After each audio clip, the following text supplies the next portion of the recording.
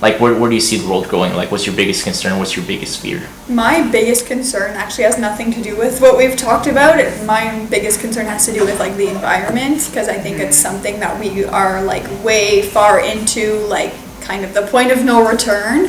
So it's scary, but I think the world is not necessarily, like society isn't like ready to like accept it, or like I think people with a lot of money aren't ready to kind of give up what their fortune to kind of help the climate, because it's not going to be in their lifetime. But I am worried, like I want to have children one day, like I'm worried like what's their future going to be like.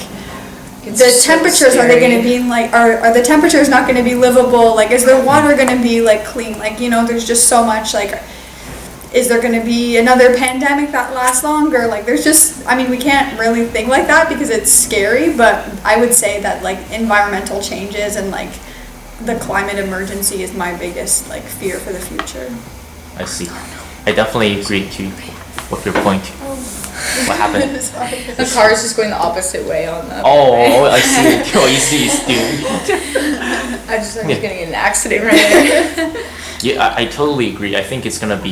Well, I'll talk about my point after you guys about like my concerns. Well, Okay. what about you, April? Mine is the same. I was going to say the same. So I used to be in environmental science when I first came to Carleton. Okay. So That's obviously I cool. have a passion for environmental science and in the environment, but I just didn't know where I would go career-wise with that. So then when I came into business, I thought I could do something with them together. So once I got into accounting, I learned about this thing called like green accounting.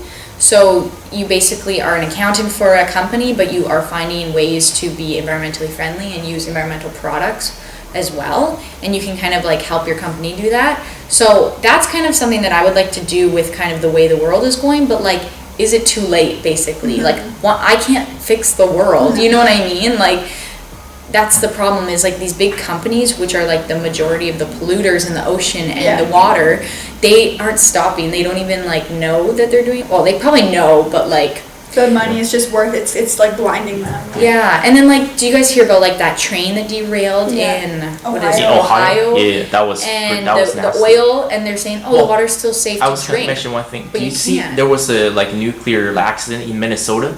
And they hid it from the residents for like months, and they just released on the news. They said, well, they cleaned everything up in secret. It's like the mini Chernobyl. That's the whole thing. They always and they said it was okay. They're like, don't worry, it's over now. They're like, this is our cleanup operation, and like they said everything was gonna be okay. But like, it's very scary when you're dealing with radioactive waste. Yeah. And then like the Willow Project and everything like that that's coming. I saw that. In Alaska. That's scary. And it's like, what the heck is going on? Like, no one's basically concerned for even like 10 years, it feels like, which is like when we're gonna start having families and kids, and it's like, what do we do at that point?